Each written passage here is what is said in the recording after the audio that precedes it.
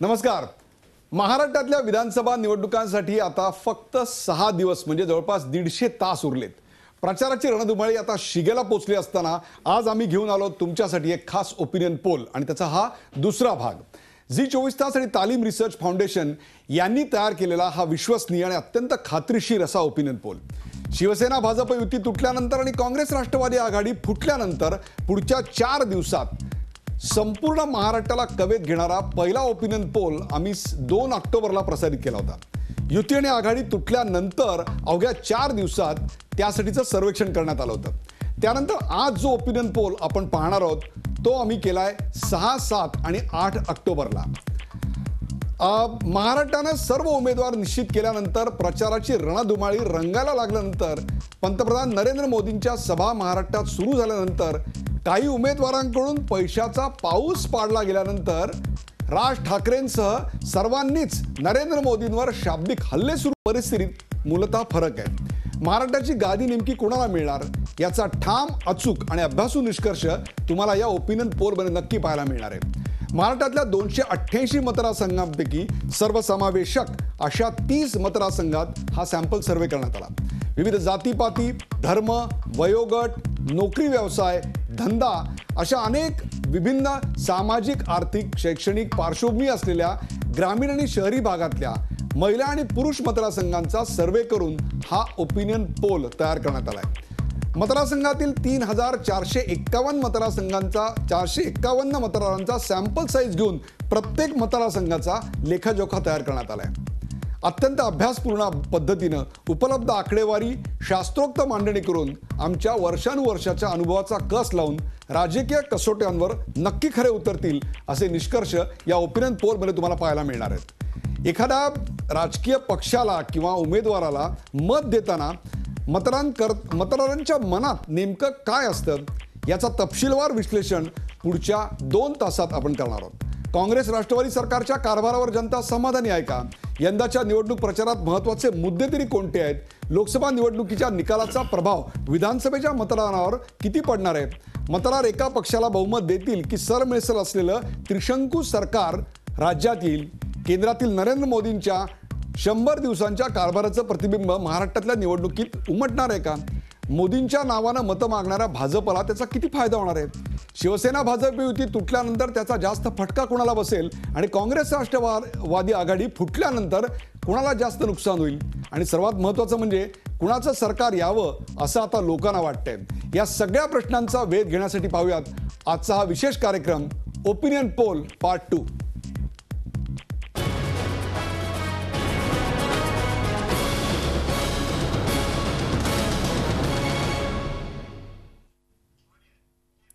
Opinion poll part 2 पाहूयात. Opinion poll part 2 मध्ये नेमकं तुमच्यासाठी काय आहे? पहिला प्रश्न होता, आघाडी सरकारच्या कामगिरीवर आपण समाधानी आहात का? होय असं म्हणतायत 37.9% लोक, 53.8% लोक म्हणतायत नाही, तर सांगता येत नाही असं 8.3% लोक म्हणतायत. आघाडी सरकारच्या कामगिरीवर समाधानी हा जो पहिला पोल आपण घेतला होता त्या पहिल्या पोलमध्ये 39.3% लोकांनी सांगितलं होतं आम्ही समाधानी आहोत, तर दुसऱ्या पोलमध्ये ती संख्या खाली आलेली आहे. म्हणजेच एक प्रकारे असमाधानी असलेल्यांची संख्या वाढलेली आहे आणि ती जवळपास 3.8% वाढलेली आहे. म्हणजे एक प्रकारे प्रचाराच्या काळात जो प्रचार झाला तो प्रचार कुठेतरी इफेक्टिव्हली मतदारांपर्यंत पोहोचताना दिसतोय. आघाडी सरकारच्या कामगिरीबद्दल सांगता येत नाही असं सांगणाऱ्यांची संख्या पहिल्या पोलमध्ये 10.7% होती, तर ती आता 8.3%. म्हणजे जवळपास 2% मतदारांनी साधारणपणे हा एक निष्कर्ष काढलेला आहे की आपण आता सांगता येत नाही किंवा आपण कुंपणावर बसून आता चालणार नाही, आपल्याला आपली मतं ठरवली पाहिजेत. आपल्यासोबत आज आहेत अभय देशपांडे ज्येष्ठ राजकीय विश्लेषक, रविकिरण देशमुख ज्येष्ठ राजकीय विश्लेषक आणि प्रकाश बाळ जोशी. प्रकाश बाळ जोशी यांना आपण अनेक जण ओळखता, गेले अनेक वर्ष ते पत्रकारिता करतायत. या तिघांसोबतच तिन्ही राजकीय पक्षांचे प्रतिनिधी आणि संदीप प्रधान हे काही क्षणात आपल्या बरोबर उपस्थित होणार आहेत. या पहिल्या भागावर चर्चा करताना पहिला प्रश्न घेऊन मी जातोय रविकिरण देशमुख यांच्याकडे. रविकिरण देशमुख, एकतर सांगता येत नाही असं म्हणणाऱ्यांचं प्रमाण आपल्याला कमी होताना दिसतंय, तर असमाधान वाढल्याचं दिसतंय मागच्या ओपिनियन पोलपासून. आपण तेव्हाही होतात, काय सांगाल? मला असं वाटतं की महाराष्ट्रामधली एक बरीच मोठी अशी जनता आहे की ज्यांना आपल्या रोजच्या दैनंदिन जीवनातून प्रसारमाध्यमं किंवा वृत्तपत्र किंवा स्वतःचं वैयक्तिक मत तयार करायला फारसा वेळ मिळत नसावा. ही जनता कष्टकरी जनता आहे आणि आपल्या सॅम्पल सर्व्हेमध्ये, आपल्या सर्व्हेमध्ये आपण अशा लोकांचाही समावेश केलेला आहे ग्रामीण भागातल्या, अतिशय दुर्गम भागातल्या, की ज्यांना आपण विचारलं की सरकारच्या कामगिरीबद्दल तुम्ही समाधानी आहात का. म्हणजेच याचा अर्थ असा की प्रचार मोहिमेदरम्यान बडी नेते मंडळी, कार्यकर्ते जेव्हा लोकांपर्यंत पोहोचतात आणि सरकारच्या कामगिरीवर भाष्य करतात, तेव्हा त्यामुळं मला वाटतं की लोकांना असं वाटलं असेल की ज्या अर्थी सरकारच्या एवढ्या तक्रारी हे सांगतायत आणि आपल्या समस्या दुसऱ्याच्या तोंडून ऐकणं हा एक वेगळा अनुभव असतो. बरोबर. आपलं दुःख कुणी मांडत नाही याचं एक त्यांना शल्य असतं. त्याच्या दैनंदिन जीवनात ते माणूस विसरून जातो. पण दुसरं जेव्हा तुमच्या समस्या काय आहेत म्हणून बोलायला लागतो तेव्हा त्याला ते पटायला लागतं. आणि मला वाटतं याच नेमक्या फॅक्टरमुळं ही टक्केवारी. पण प्रकाश बाळूशी मला तुम्ही सांगा, हे जरी असलं तरी जवळपास 8.3% लोकांनी अजूनही, म्हणजे आता निवडणूक 6 दिवसावर आली तरी सुद्धा अजून ठरवता येत नाही आम्ही आधीच्या कारभारावर समाधानी आहोत का असमाधानी आहोत. हे नेमकं कशाचं लक्षण आहे? याचं महत्त्वाचं कारण असं आहे की अनेक मतदार असे असतात की ते गेल्या 5 वर्षाचा त्यांचा जो अनुभव असतो एक नागरिक म्हणून, त्यांना ज्या समस्या आलेल्या असतात किंवा त्यांचे अनेक प्रश्न असतात किंवा त्यांच्यावर अन्याय आणि अत्याचार झालेला असतो, परंतु 5 वर्ष त्यांच्यावर इतका दबाव असतो की ते कुठल्याही पद्धतीने ते बोलू शकत नाही. असा हा एक जो फार मोठ्या प्रमाणावर ऑप्रेस्ड क्लास जो असतो, सायलेंट मेजॉरिटी ज्याला आपण सायलेंट मेजॉरिटी असते आणि ती फार लवकर मत ठरवत नाही. परंतु हीच मंडळी ज्यावेळेस त्या मतदानाच्या करण्यासाठी पेटीपर्यंत जातील तोपर्यंत त्यांचं मत ठरलेलं असेल आणि त्याच्यावर मग ही जी आता आपण जी रणधुमाळी बघतोय, नेत्यांची भाषणं आहेत किंवा त्यांच्या समाजातली किंवा त्यांच्या परिसरातली जी मतं आहेत, तिथले जे ज्येष्ठ नेते आहेत, त्यांच्यापेक्षा सुद्धा त्या माणसाचं मत जे असतं ते तिथं गेल्यानंतरच ठरतं. आणि याची बऱ्यापैकी मला हाच प्रश्न अभय देशपांडे तुला विचारायचा की 8.3% लोकांचं शेवटच्या क्षणापर्यंत असं न ठरलेलं असणं की आपण कोणाला मत द्यायचं, हे लोकशाहीसाठी चांगलं आहे की वाईट आहे? नाही, मला वाटतं की हा ज्याला आपण निवडणुकीत निर्णायक भूमिका बजावणारा मतदार आहे तो हा मतदार आहे. कारण फ्लोटिंग वोट जे असतात तेच निवडणुकीचं भवितव्य ठरवतात. पहिला सर्वे जो झाला आपला त्याला पार्श्वभूमी होती ती सेना भाजपातला जो गोंधळ झाला होता मधल्या 15 दिवसाचं, जे राजकारण झालं होतं, ज्याच्यामुळे लोकांनाही मला वाटतं की त्याचे एक किळस आली होती आणि त्याच्या पार्श्वभूमीवर झालेला तो सर्वे होता. त्यामुळे लोकांचा सरकारवरचा रोष कायम होता, परंतु पर्याय म्हणून पुढे जे देऊ इच्छिणारे पक्ष होते त्यांच्याबद्दल थोडासा शंका त्यांच्या मनात होती. परंतु नंतरच्या काळात जसं जसं प्रचाराची रणधुमाळी सुरू होत गेली, उमेदवार जाहीर झाले, तसा तसा तो संभ्रम कमी होत झालेला दिसतोय. आणि मला वाटतं की आता जर ती आपण टक्केवारी बघितली तर हे डिसायझिव्ह वोट जे आहेत यातले जे 10%वरनं 8% आले ते 2% पूर्णतः सरकारच्या विरोधात गेलेले दिसत आहेत. म्हणून मला वाटतं की फ्लोटिंग वोटर जो की निर्णायक वोटर आहे त्यांनी साधारणतः आपला कल स्पष्ट केला आहे आणि तो सत्तेवर असणाऱ्या लोकांच्या विरोधात दिसतोय. मला वाटतं हा महत्त्वाचा इंडिकेटर आहे आणि त्याचे परिणाम कदाचित या निवडणुकीमध्ये आपल्याला अधिक प्रकर्षाने पुढे जाणवतील. सांगता येत नाही असं सांगणाऱ्यांचा जो प्रमाण कमी झालंय ते सत्ताधाऱ्यांच्या विरोधात गेलेलं आहे, याचा परिणाम कुठेतरी जागांवर होणार आहे का? कोणत्या पक्षाला नेमक्या किती जागा मिळणार आहेत हे सुद्धा बरोबर 10 वाजता मी तुम्हाला सांगणार आहे. पण त्याआधी आपण घेऊया दुसरा प्रश्न विचारण्यात आला होता, कुठल्या मुद्द्यांच्या निकषांवर मतदान करणार, कुठल्या मुद्द्यांच्या निकषांवर मतदान करणार. पाहूया लोकांनी काय सांगितलंय. महागाई असं म्हणतायत 79.5% लोक, रस्ते वीज पाणी इन्फ्रास्ट्रक्चर 72.1, तर बेरोजगारीला 63% लोकांनी अग्रक्रम दिलेला आहे. म्हणजे आपण पाहिलं असेल तर भ्रष्टाचार, आर्थिक विकास आणि आरक्षण, लक्षात घ्या आपण आरक्षण फक्त 3.4%, जातीपातीचा विचार करून फक्त 3.4% लोक आता मत द्यायला तयार आहेत. तर भ्रष्टाचार हा मुद्दा सुद्धा 4थ्या क्रमांकावर आपल्याला गेलेला दिसतोय. तर पहिला मुद्दा हा महागाई आणि इन्फ्रास्ट्रक्चर हा आहे, म्हणजेच विकास हा मुद्दा या निवडणुकीत महत्त्वाचा वाटतोय. आपण जर मागचा पोल आणि आत्ताचा पोल हा जर कम्पेअर केला तर आपल्या लक्षात येईल की महागाई हा मुद्दा पहिल्यांदा 74.6% लोकांना महत्त्वाचा वाटत होता, तर तो आता 79.5% लोकांना, म्हणजे जवळपास आपल्याला 5% त्या ठिकाणी लोक महागाईला जास्त महत्त्व देताना दिसत आहेत. रस्ते, वीज, पाणी याचंही महत्त्व लोकांना जास्त वाढलेलं आहे. कदाचित त्याच्याविषयीची जी जागरूकता आहे ती सुद्धा या 6 ते 7 दिवसात मागच्या आपल्याला वाढलेली दिसते. याचा फायदा नेमका कोणाला होणार आहे तेही आपल्याला कळणार आहे. तर भ्रष्टाचाराचा मुद्दा जो आपण पाहिलेला आहे तो सुद्धा त्याच्यातही थोड्या मार्जिनली त्याच्यात थोडीशी अगदी वाढ होताना दिसते. आर्थिक विकास ज्याला आपण म्हणतो त्याच्यातही वाढ झालेली आहे. म्हणजे एक प्रकारे रस्ते, वीज, पाणी, आर्थिक विकास आणि मूलभूत गरजा या संदर्भातली लोकांची मानसिकता जी आहे ती मानसिकता अधिकाधिक क्षणोक्षणी दिवसेंदिवस प्रगल्भ होत चालली आहे. हे अतिशय महत्त्वाचं आहे. आणि सर्वात महत्त्वाचं म्हणजे आरक्षणाचा मुद्दा किती महत्त्वाचा आहे, आपल्या जातीचा, आपल्या पातीचा म्हणून लोक खरोखरच मतदान करतात का? आणि हा सवाल मला नेहमीच पडतो. पोल नंबर 1 जो आपण केला होता त्याच्यामध्ये 5%, तर आत्ता जो आपण पोल केला त्याच्यामध्ये 3.4% म्हणजे तब्बल 1.6% आपल्याला घसरण दिसते. रविकिरण देशमुख, एक प्रकारे हाच मुद्दा आपण पहिले चर्चेला घेऊया आणि मग आपण बाकीच्या मुद्द्यांकडे जाऊया.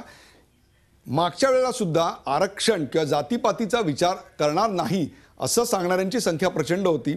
आत्ता सुद्धा तुम्ही पाहिलं असेल की जातीपातीच्या आधारावर 5%वरून आता ते आणखीन घसरून 3.4 आलंय. मला वाटतं जो तिसरा ओपिनियन पोल आपण 12 तारखेला सादर करणार आहोत तेव्हा ते प्रमाण अक्षरशः निग्लिजिबल किंवा 0.2 0.3 पर्यंत सुद्धा घसरेलं असेल. काय सांगा? मला वाटतं ह्याच्यात 2 फॅक्टर आहेत. पहिला यातला घटक आहे तो असा की आरक्षण दिल्यामुळे फायदा होईलच सर्वांगीण विकासासाठी असं मानणाऱ्यांच्या संख्येमध्ये थोडीशी घट होऊन आता जो नवीन मतदार अधिक आक्रमक झालेला आहे, जो रिझल्ट मागतोय ह्या व्यवस्थेकडून, त्याच्या संख्येत वाढ झाली आणि त्याला असं वाटतं की आरक्षण मिळालं म्हणजे सर्वांचा सर्वांगीण विकास झाला असं मानता येत नाही. हा पहिला घटक. दुसरा असा की आरक्षण म्हणजे दुसरं तिसरं काही नसून ह्या सवलती असतात. तर सवलतीला भुलणं ही मानसिकता मला वाटतं अलीकडे समाजाची थोडी कमी होत आहे आणि ही मतदारांची प्रगल्भता दाखवणारं लक्षण आहे की यापेक्षाही आम्हाला काही द्या, लेवल प्लेईंग फील्ड तयार करा की ज्या योगे आम्ही आमचा विकास करू शकू. त्यासाठी तुम्ही आम्हाला फक्त सवलतीचा पाऊस न पाडता आम्हाला फक्त एक व्यवस्था चांगली निर्माण करून द्या असं मानणाऱ्या मतदारांची संख्या. एक प्रकारे महाराष्ट्राची जनता, महाराष्ट्राचे मतदार हे अधिकाधिक प्रगल्भ झाल्याचं लक्षण आहे असा हा सर्वे सांगतोय. आपण पुढच्या एका प्रश्नाकडे अत्यंत महत्त्वाच्या जाऊया. उमेदवाराला कुठल्या निकषांवर मत देणार? आपण पहा, 65.8% लोक म्हणतात काम, व्यक्तिगत पर्सनॅलिटी ज्याला आपण म्हणतो ती आहेत 18.1%, पक्ष 11.4%, जात धर्म बघून फक्त 1.8%. बघा, मगाशी जो आपण सर्वे केला होता त्याच्याशी अत्यंत मिळता-जुळता असा हा सर्वे आहे. आणि सांगता येत नाही असं म्हणणाऱ्यांची संख्या सुद्धा, म्हणजे आम्ही कोणाला मत देऊ हे करायची सांगता नसेल पण कोणत्या निकषांवर मत देऊ याच्याविषयी मात्र लोकांच्या मध्ये आपल्याला जागृती आलेली दिसते. कामाच्या आधारावर मतदान करणाऱ्यांची संख्या आता वाढताना दिसते. 57.8 वरून 65.8 वर. पक्षाच्या आधारावर मतदारांची संख्या कमी होताना दिसते. म्हणजे पक्षापेक्षा सुद्धा आता उमेदवार, त्याचं काम आणि त्याचं व्यक्तिमत्व याचं महत्त्व वाढताना दिसतंय. तर जातीपातीच्या आधारावर मतदान करणाऱ्यांची संख्या किंवा ते बघून करण्याची संख्या ही खूप मोठ्या प्रमाणावर कमी झालेली आपल्याला दिसते. उमेदवाराला कशाच्या आधारावर मतदान करायचं हे सांगता येत नाही याचंही प्रमाण आपल्याला कमी होताना दिसतंय. यानंतर चर्चा घेण्याच्या ऐवजी मी आणखीन पुढचा प्रश्न घेतो आणि ते दोन्ही प्रश्न मिळून मग आपण मान्यवरांचे विचार आपण ऐकूयात. विधानसभा निवडणुकीत कुठल्या पक्षाला मत द्याल? विधानसभा निवडणुकीत म्हणजे तुम्ही कुठल्या आधारावर मत द्याल हे आपण पाहिलं. मग हा आधार जर तुम्ही घेतलात तर तुम्ही कोणाला मत द्याल याविषयीचा जेव्हा प्रश्न विचारला गेला तेव्हा 28.1 भारतीय जनता पक्ष, 18.1 शिवसेना, मनसे 2.7, काँग्रेस 19.7, राष्ट्रवादी 11.8 आणि 13.8 सांगता येत नाही. म्हणजे कुठल्या आधारावर मत देणार हे सांगता येतं पण कुणाला मत देणार हे अजून ठरवलेलं नाही. म्हणजे हा फरक तुम्ही एक लक्षात घ्या.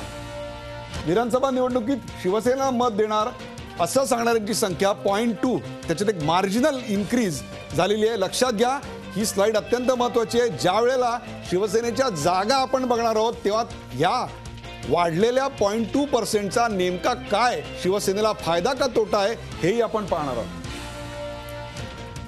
मनसेला मत देणाऱ्यांमध्ये सुद्धा सिग्निफिकंट 1.7%, 1.1% वाढ झालेली आहे. काँग्रेसला मत देणाऱ्यांमध्ये काही प्रमाणात मार्जिनली 0.6% यांची वाढ होताना दिसते. तर विधानसभेत कोणाला मत देणार हे सांगता येत नाही. यांची संख्या ही प्रचंड मोठ्या प्रमाणावर खाली आलेली दिसते. आपल्याबरोबर अंकुश काकडे आहेत.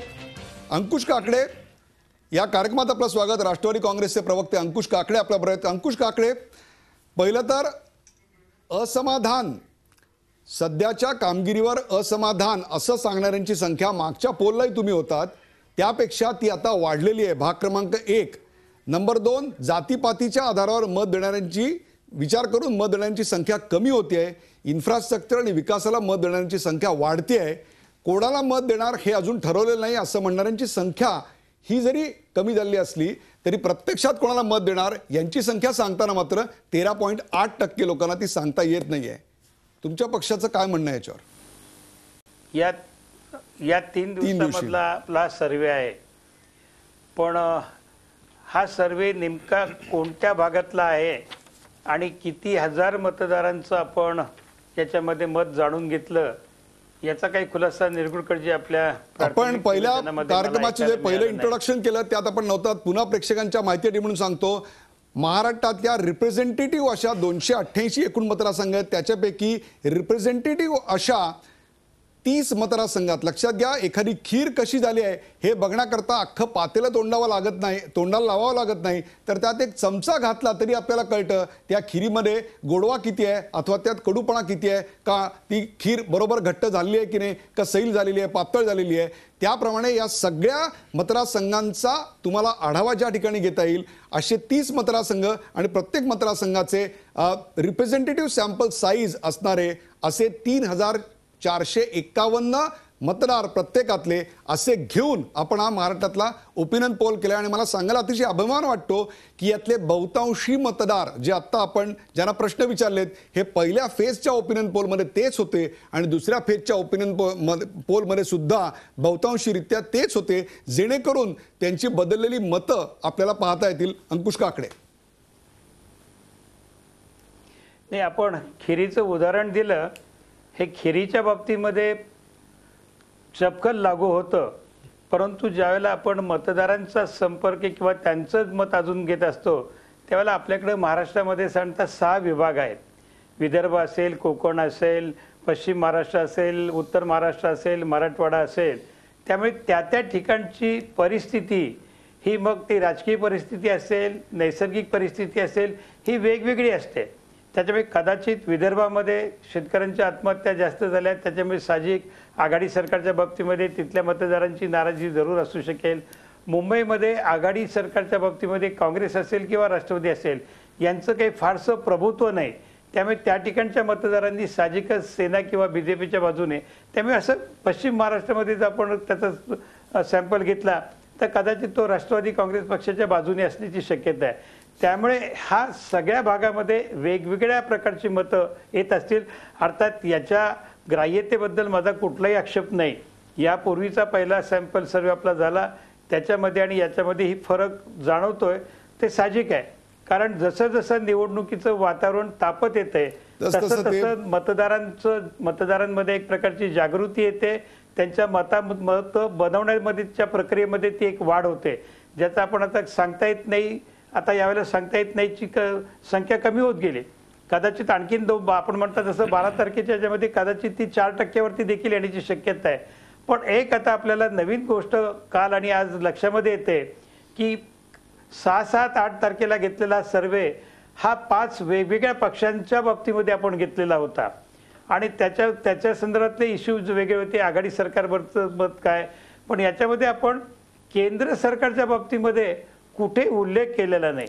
जर आपण अंकुश काकडे, मी तुम्हाला थांबवतोय अशा करता की केंद्र सरकारचं काम, त्याचं मूल्यमापन, त्यासाठी मूल्यमापनासाठी असणारा 120 दिवसांचा कालावधी योग्य आहे का, हे सगळे मुद्दे या नंतरच्या भागात येणार आहेत. तुमची जशी उत्कंठा आहे तशीच ती प्रेक्षकांची आहे. वेळ झाली का ब्रेकची. ब्रेक नंतर हे आपण सगळं पाहणार आहोत आणि त्याहीपेक्षा सुद्धा महाराष्ट्राच्या आत्ताच्या विधानसभा निवडणुकीत कोणत्या पक्षाला किती जागा मिळतील याचाही स्पष्ट अंदाज एवढंच नव्हे तर मराठवाड्यात भारतीय जनता पक्षाला किती अथवा काँग्रेसला पश्चिम महाराष्ट्रात किती किंवा NCPला कोकणात किती आणि मुंबईत किती या सगळ्याचा लेखाजोखा मी तुमच्यासमोर मांडणार आहे. कुठे जाऊ नका, पाहत राहा झी 24 तास. आपण पाहताय ओपिनियन पोल पार्ट 2.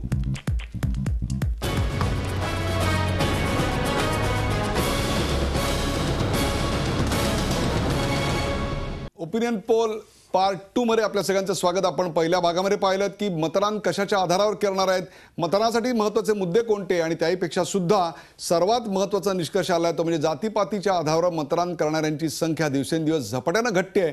तर रस्ते, वीज, पाणी आणि विकास हाच मुद्दा महत्त्वाचा येतोय. आपण पुढच्या प्रश्नाकडे वळूया. पुढचा प्रश्न होता विधानसभा निवडणुकीनंतर काय स्थिती असेल असं लोकांना विचारलं. त्यांची कॉन्फिडन्स लेवल काय आहे, काय होईल असं त्यांना वाटतंय. 19.1% लोक सांगतात भारतीय जनता पक्षाचं सरकार येईल तर काँग्रेसचं सरकार येईल असं 13.8% लोकांना वाटतंय. तर विधानसभा निवडणुकीनंतर काय स्थिती असेल असा प्रश्न, त्याचं उत्तर भाजप आणि शिवसेना यांना गठबंधन करावं लागेल असं 9.8% लोकांना वाटतंय. तर भाजप आणि मित्र पक्ष, पुन्हा एकदा नीट लक्षात घ्या, भारतीय जनता पक्ष आणि नवे मित्र पक्ष, नवे अलायन्स यांना एकत्र यावं लागेल असं मानणाऱ्यांची संख्या 14.2% आहे. म्हणजेच 9.8 पेक्षा 14.2% हे आपल्याला जास्त दिसत आहेत. तर काँग्रेस आणि राष्ट्रवादी यांचं सरकार येईल असं वाटणाऱ्यांची संख्या ही 7.3%. तर काँग्रेस आणि मित्र पक्ष यांचं सरकार येईल असं मानणाऱ्यांची संख्या अवघी 4%. नवी समीकरणं येतील असं 10.4% लोकांना वाटतंय. त्रिशंकू विधानसभा 4.9. तर अत्यंत महत्त्वाचं म्हणजे नेमकं काय होईल विधानसभेत, विधानसभेचा निकाल काय असेल तो सांगता येत नाही असं म्हणणाऱ्यांची संख्या 16.6 म्हणजे सर्वात जास्त आहे. विधानसभा निवडणुकीनंतर काय स्थिती असेल असा प्रश्न विचारल्यानंतर आपल्याला काय सर्वेचे रिझल्ट आले ते आपण पाहिलेत. याच अनुषंगाने आपण एक दुसरा प्रश्न विचारला होता. तो प्रश्न आणि त्याची उत्तरं, त्याचं विश्लेषण, त्याच्यावरची चर्चा एका क्षणात. कुठला पक्ष सरकार स्थापन करू शकतो? भारतीय जनता पक्ष सरकार स्थापन करू शकतो असं 32.4%, शिवसेना 17.9%, काँग्रेस 18.9%. लक्षात घ्या, काँग्रेस 18.9%, राष्ट्रवादी काँग्रेस 11%, मनसे 2.1%. तर सांगता येत नाही असं सांगणाऱ्यांची संख्या 16.9%. भाजप सरकार स्थापन करू शकेल असा प्रश्न आपण मागच्या वेळी जेव्हा विचारला होता त्यावेळी 28.7% लोकांनी सांगितलं होतं हो, भाजप सरकार कदाचित या विधानसभेत सरकार येईल त्यांचं. तर आता तीच संख्या 32.4 म्हणजे जवळपास 4% त्यात वाढ झालेली दिसते आहे. काँग्रेस सरकार स्थापन करू शकेल असं 18.7% लोकांना वाटत होतं. ती संख्या जवळपास तेवढीच, मार्जिनल इन्क्रीज फक्त 0.2ची. राष्ट्रवादी सरकार स्थापन करू शकेल असं 10% लोक, ते आता फक्त 11%. कोण सरकार स्थापन करू शकेल हे सांगता येत नाही हे सांगणाऱ्यांची संख्या आता 20.5% होती मागच्या वेळी, ती आता 16.9% इतकी खाली आलेली आहे. राज्यात सर्वाधिक जागा किंवा सर्वाधिक मतदारांना भारतीय जनता पक्ष स्वबळावर येईल असं वाटतंय. चर्चेला आपण सुरुवात करतोय. मगाशच्या सेगमेंटमध्ये जे मान्यवर होते त्या व्यतिरिक्त आपल्यासोबत आता भारतीय जनता पक्षाचे नेते आणि खासदार किरीट सोमय्या आलेले आहेत. किरीटजी, आपलं स्वागत. आणि आपल्याबरोबर ज्येष्ठ राजकीय विश्लेषक संदीप प्रधान हे देखील आहेत. संदीप प्रधान हे लोकमतचे वरिष्ठ सहाय्यक संपादक आहेत. संदीप प्रधानजी, आपलं स्वागत. किरीट सोमय्या, एकीकडे भारतीय जनता पक्ष स्वबळावर सत्ता आणेल असं मानणाऱ्यांची संख्या दिवसेंदिवस वाढते आहे. हे जरी तुम्हाला पुन्हा एकदा काय ज्याला आपण म्हणू, मागे जेव्हा आपण सर्वे केला तेव्हा मला वाटतं गरब्याचा शेवटचा दिवस होता, पुन्हा एकदा गरबा खेळावा असा वाटणारा क्षण आहे, परंतु पूर्ण आनंद देणारा क्षण नाही आहे. किरीटजी,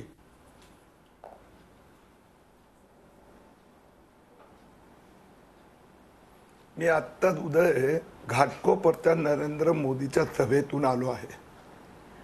अति तुफान गर्दी मी ज्यावेळी विद्यार्थी होतो ना त्यावेळी 1977 मध्ये पाहिली होती.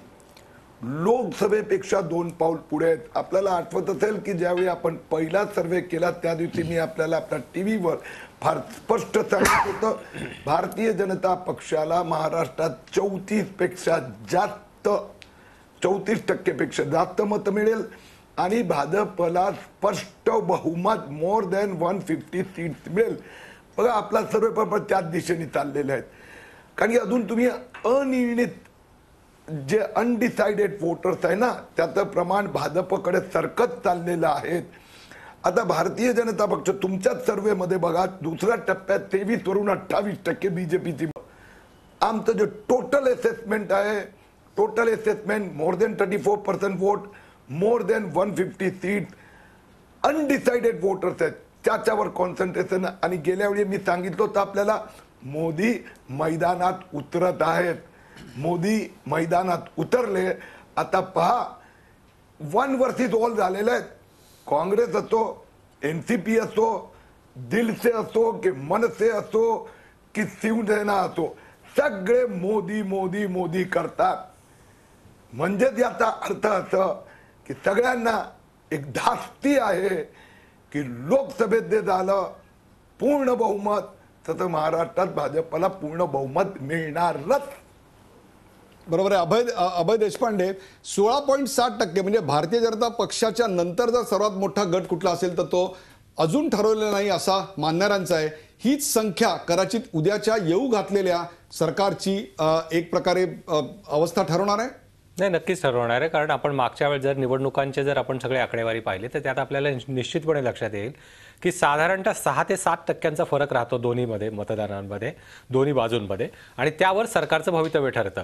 काँग्रेसच्या आधीचे म्हणजे 2004चं काँग्रेस सत्तेवर आली त्यावेळेसची मतं घ्या, तुम्ही 2009ची मतं घ्या, ज्या प्रमाणात मतं वाढली त्या प्रमाणात जागा कमी जास्त होत गेल्या. त्यामुळे सत्तेवर येण्यासाठी 34% मताचं जर टार्गेट ठेवलं असेल भाजपने तर ते मला वाटतं ते वस्तुनिष्ठ आहे. कारण आत्ताच्या पंचरंगी लढतीमध्ये तेवढी आकडेवारी पुरेशी आहे. फक्त एवढाच यातला फरक आहे की या निवडणुकीमध्ये आता पोलरायझेशन असं काही होतंय का, मला असं जाणवतं या आकडेवारीवरून की मोदी किंवा मोदींना मानणारा अजूनही मानणारा वर्ग आणि मोदी विरोधी मतांचं विभाजन याचा काही इम्पॅक्ट होतोय की काय, आपण त्या दिशेने जातोय का काय, मला वाटतं त्याचाही विचार व्हायला पाहिजे. परंतु याच्या पुढे मोदींच्या सभांचा सुरुवात झाल्यानंतरचा जो पहिला इमिजिएट इफेक्ट होता तो याच्यात आलेला आहे. मला वाटतं की 12 तारखेला जो आपला शेवटचा ओपिनियन पोल तो अत्यंत अचूकतेकडे जाणारा असेल आणि त्यावेळेस ह्या 12% जी राहिलेली आता 16% मतं आहेत ती साधारणतः कुठल्या दिशेने जातात त्यावरून मला वाटतं की पुढच्या येणाऱ्या निवडणुकीचं गणित स्पष्ट होईल. परफेक्ट अभयजी. संदीप प्रधान, इथे एक इंटरेस्टिंग ट्रेंड असा दिसतोय की भारतीय जनता पक्ष आणि शिवसेना यांच्या युतीचं पुन्हा सरकार येईल का किंवा यांना एकत्र निवडणुकीनंतर यावं लागेल का असं मानणाऱ्यांची संख्या 9.8% आहे. बरोबर आहे.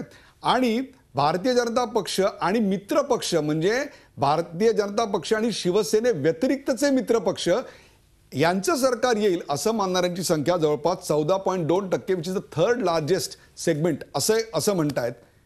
काय विश्लेषण कराल? हे नवे मित्रपक्ष किंवा नवी समीकरणं नेमकी कोणती? आपण मागच्या वेळी असं म्हणाला होतात आणि म्हणून मी आता तुमच्याकडे येतोय की महाराष्ट्राच्या राजकारणाची या निवडणुकीनंतर फेरमांडणी होईल असं विधान मागच्या वेळी या प्रश्नाच्या वेळी आपण केलं होतं. सत्य होताना दिसतंय. नाही, ज्या पद्धतीने गेल्या काही दिवसामध्ये भाजप आणि शिवसेनेचे नेते परस्परांवर टीका करतायत ते सगळं पाहिल्यानंतर, विशेषतः अफजल खानाची फौज असेल, उंदीर असतील, आणखीन काही अनेक एकमेकांना उपमा अलंकार देण्याची स्पर्धा या दोन पक्षांमध्ये राहिले. जे पक्ष गेले 25 वर्ष एकमेकाच्या गळ्यात गळे घालून राहत होते ते पक्ष आता अचानक एकमेकाचे शत्रू असल्यासारखे एकमेकाच्या उरावर बसलेत. आणि त्यामुळेच मला असं वाटतं मतदारांना असा संभ्रम वाटतोय की शिवसेना भाजप हे एकत्र येतील की नाही. आणि त्यामुळे युती तुटण्यापूर्वी भाजपनी ज्या नवीन मित्रांचा हात धरला, मग त्याच्यामध्ये राजू शेट्टी असतील, जानकर असतील, तर हेच लोक सरकार बनवतील असं वाटण्याचं मुख्य कारण तेच आहे. आणि जेवढा हा प्रचारामधला तीव्रपणा, तिखटपणा, एकमेकांना टीका करण्याची धार जेवढी वाढत जाईल तेवढी ही शक्यता मला वाटतं कमी होईल, लोकांना वाटत राहील. पण अर्थात सत्तेसाठी सगळे राजकीय पक्ष कुठल्याही तडजोडी करायला तयार होतात हे आपण अनेक वर्ष बघतोय. आणि त्यामुळे मला असा विश्वास आहे की लोकांना चकमा देऊन हे दोन्ही पक्ष सत्तेसाठी एकत्र आले तर त्याचं आश्चर्य वाटायला नको. किरीट सोमय्या, काय सांगाल?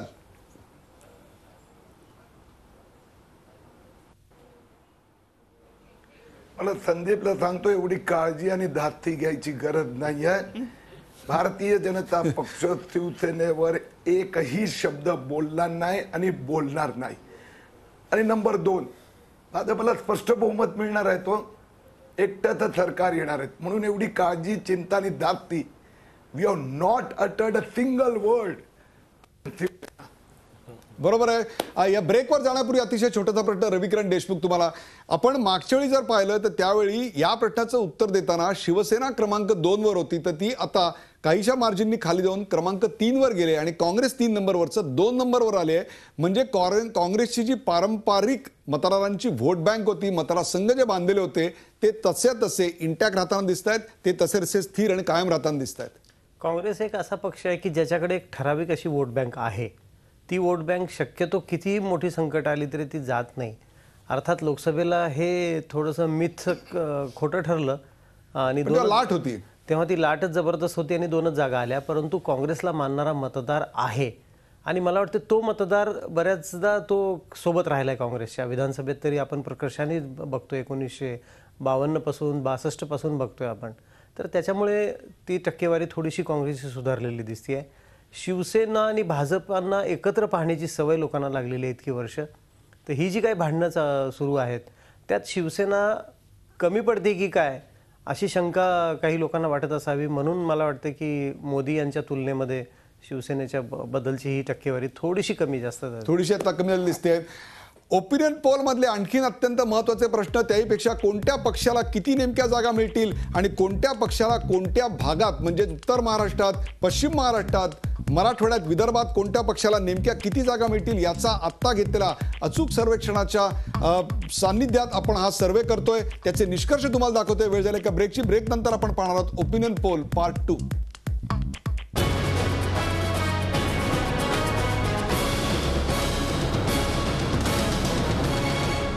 ओपिनियन पोल पार्ट 2 मध्ये आपलं स्वागत. महाराष्ट्रातला अत्यंत मोठा आणि अत्यंत विश्वसनीय अशा प्रकारचा ओपिनियन पोल आपण पाहताय.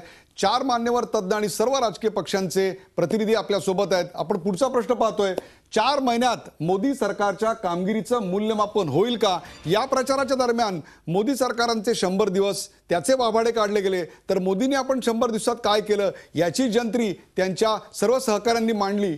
तेव्हा हा प्रश्न आम्ही मुद्दामून लोकांना विचारला.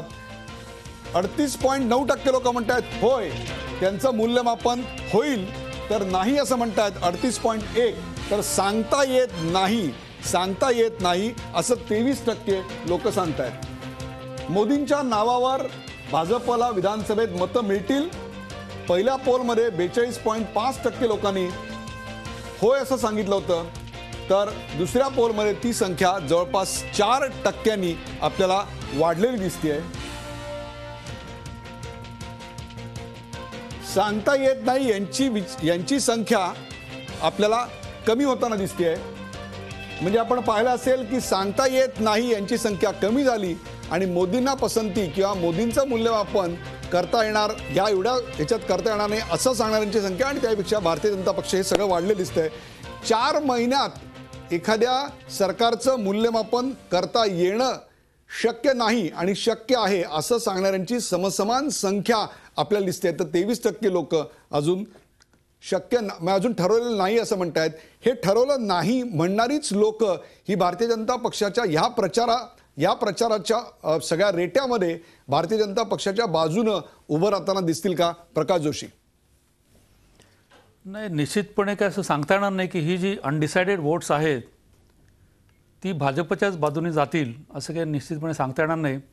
परंतु ही जी संख्या, हे जे पर्सेंटेज, परंतु मोदींचा करिश्मा जो आहे, म्हणजे जो लोकसभेत दिसला तिथं भाजप नव्हतं तर मोदींचा करिश्मा होता, तर तो कुठेतरी महाराष्ट्रात आजसुद्धा लागू होताना आपल्याला दिसतंय. त्याच्यामुळेच भाजपचं पर्सेंटेज जे आहे ते वाढताना दिसतंय.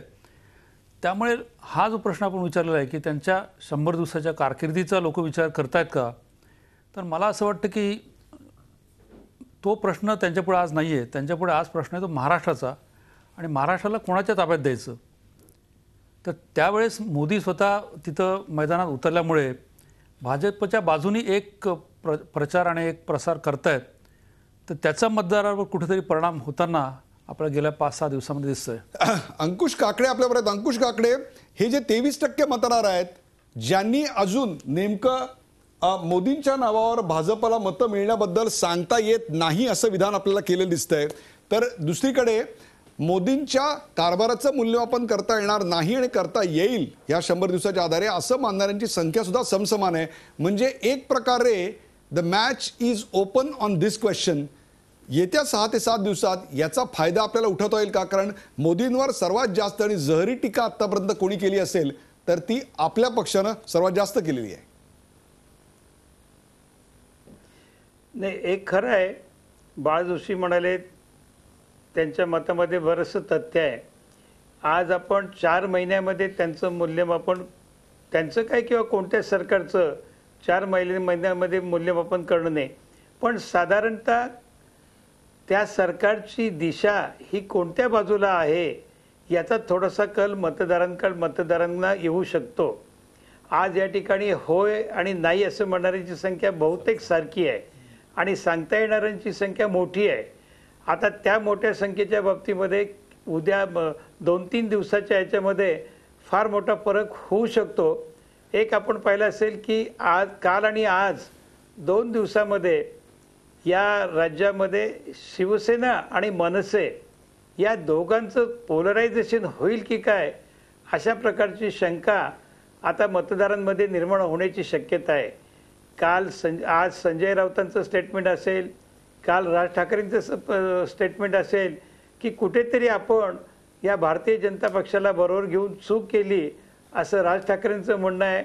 आणि शिवसेना देखील आज आमच्यावरती फारशी टीका करत नाही, काँग्रेसवरती फारशी टीका करत नाही, तर ती भारतीय जनता पक्षावरती टीका करते.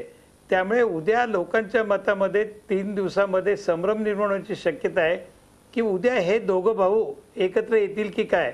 आणि अशा प्रकारची उद्या परवा 2 दिवसामध्ये जर का त्यांची वक्तव्य माध्यमांच्याद्वारे मतदारांपर्यंत पोहोचली तर त्याचा मोठा परिणाम हा होऊ शकतो आणि त्याचा फटका हा निश्चितच भारतीय जनता पक्षाला बसू शकेल. अर्थात हे करत असताना आजचे दिन आने वाले थे हे काँग्रेसने किंवा राष्ट्रवादीने त्यांच्यावरती टीका करणं. अंकुशराव, सवाल असा आहे की तुमचा पक्ष याच्यातनं फायदा घेताना दिसत नाहीये, तुमच्या पक्षाला याचा फायदा होत नाहीये, हा खरा आता चिंतेची बाब आहे. नाही, आम्ही तर त्याच्या बाबतीमध्ये एक लक्षात घ्या की पहिल्यापासून 1999 पासून सगळेच राजकीय पक्ष, भारतीय जनता पक्ष आणि राष्ट्रवादी काँग्रेस पक्ष हे एकत्र येतील असं 1999 पासून भाकीत करत होते, पण ती सगळी भाकीतं आतापर्यंत खोटी ठरलेली आहेत. आज या निवडणुकीमध्ये देखील कालच राज ठाकरेंचं कुठेतरी सभेमध्ये भाषण झालं की निवडणुका झाल्यानंतर पुन्हा भारतीय जनता पक्ष आणि राष्ट्रवादी काँग्रेस पक्ष एकत्र येईल. ते शक्य नाही. पवारसाहेब असतील, अजितदादा असतील किंवा आमचे इतर नेते हे कडाडून भारतीय जनता पक्षावरती आणि मोदींवरती देखील टीका करतायत. आज आपण पाहिलं असेल की मतांसाठी निवडणुका महत्त्वाच्या नाहीत, पण देशाचं संरक्षण महत्त्वाचं आहे अशा प्रकारची भूमिका आदरणीय पवारसाहेबांनी घेतली. त्याला आज बारामतीमध्ये नरेंद्र मोदींनी उत्तर दिलं, पण ते उत्तर किती तकलादी होतं हे देखील आहे. आम्ही याचा फायदा पुढच्या 3 दिवसामध्ये निश्चितच उठवण्याचा प्रयत्न करू आणि त्याचा फायदा आम्हाला मिळेल अशा प्रकारची शक्यता वाटते. अभय देशपांडे, लोकसभेला जर आपण पाहिलं तर केवळ मोदींच्या नावाचा प्रचार करून भारतीय जनता पक्षाला यश मिळाल्याचं आपण पाहिलं. यावेळी सुद्धा ही जी आत्ता ठरवता येत नाही अशा प्रकारची जी फार मोठी एक जनाधार आहे तो संपूर्णपणे नाही तरी बऱ्याच अंशी हा मोदींकडे वळताना दिसतोय. एक प्रकारे कुठेतरी या 20-20 सभा होत आहेत, मोदींचं भाषण होत आहेत, त्याचा कुठेतरी इम्पॅक्ट पडताना दिसतोय, काहीतरी प्रभाव आहे त्याचा. जे सभांचं जे कार्पेट बॉम्बिंग चालू आहे सध्या त्याचा परिणाम मला वाटतं होणारच. दुसरं असं आहे की साधारणतः म्हणजे आपलं सोपं उदाहरण द्यायचं तर बँकेकडून कर्ज मागणाऱ्या कर्जदाराची जर पत कमी असेल तर मोठा गॅरंटर आणायला सांगतात. मोदी आता महाराष्ट्रात एक मोठा गॅरंटर म्हणून फिरतायत की जरी महाराष्ट्रातल्या माझ्या पक्षाची जी फळी आहे दुसऱ्या नेतृत्वाची त्यांच्याबाबत तुमच्या मनात शंका असली तरी मी गॅरंटर म्हणून आहे. असं साधारणतः त्यांच्या प्रचाराचं स्वरूप आहे आत्ताचं दिसतंय. आणि त्या प्रचाराला काही प्रमाणात मला वाटतं की प्रतिसाद मिळताना दिसतोय. त्याच्यामुळे काही प्रमाणात भाजपाची मतं वाढलेली दिसत आहेत. परंतु मगाशी अंकुश काकडे जे म्हणाले ते मला अचूक वाटतंय ते की हे जे शिवसेना किंवा मनसे यांचं ध्रुवीकरण असेल त्याचे होणारे परिणाम, पण त्यामध्ये आणखी एक कंगोरा असा आहे की उद्या शिवसेना मनसे एकीकडे आणि भाजपा एकीकडे अशीच जर सगळीकडे लढतीचं स्वरूप येत गेलं तर काँग्रेस आणि राष्ट्रवादी काँग्रेस कुठे असतील.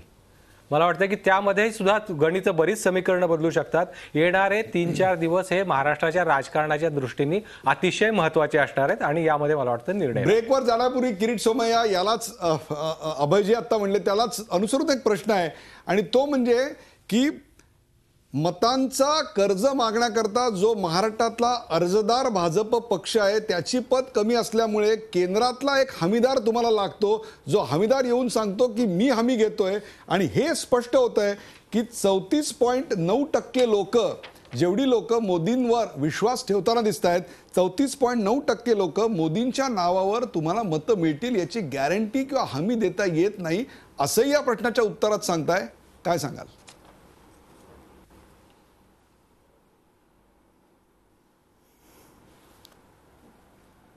आपल्याला आठवत असेल की स्पष्टपणे मिनी मोदी सरकार महाराष्ट्रात आम्ही आणणार असं महाराष्ट्र भाजप म्हणतोय. आम्हाला मोदीबद्दल अभिमान आहे कारण की देशाला पण त्याच्याबद्दल अभिमान आहे. आणि मोदी म्हणजे एक व्यक्तीचं नाव असं नाही राहिलंय. मोदी म्हणजे मोदी सरकार. मोदी सरकार म्हणजे काय तर बिजली पाणी सडक. मोदी म्हणजे काय, હું ખાતો નથી ખાવા દેતો નથી म्हणजे मी पैसे खात नाही खाऊ देत नाही. मोदी म्हणजे काय, 4 महिन्यात हिंदुस्थानाला विश्वता नकाशावर नेऊन तोडलं, ग्लोबल लीडर. हे लोकांना मोदीमध्ये लोक पाहतात की महाराष्ट्रात पण महाराष्ट्र भाजप अशा पद्धतीने महाराष्ट्राला राष्ट्राचा नकाशावर घेऊन जाऊन तोडणार. आमचं काँग्रेस एनसीपीला जाहिराती द्यावे लागतात टीव्हीवर निवडणुकीच्या निमित्ताने.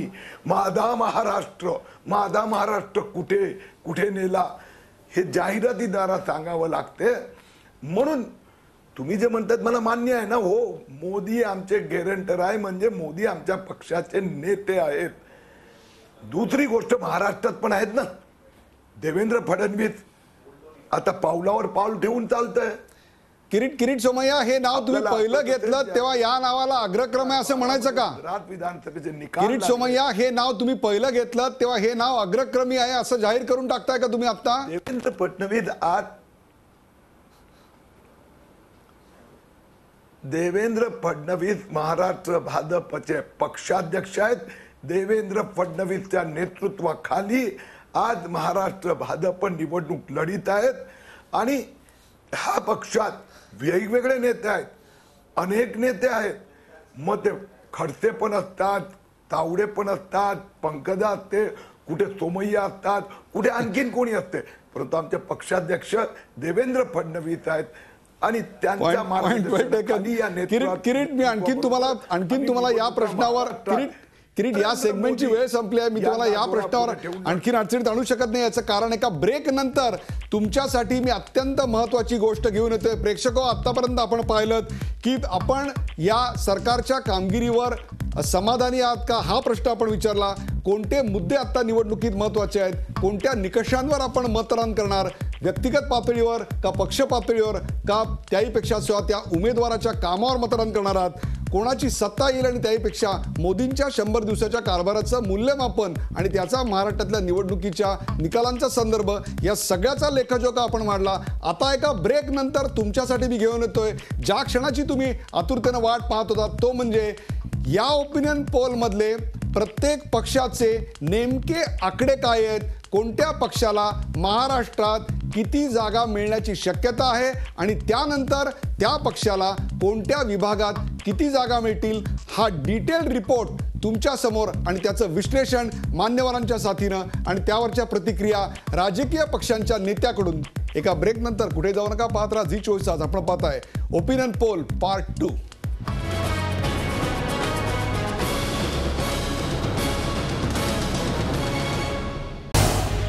झी24 तास रहा एक पाऊल पुढे.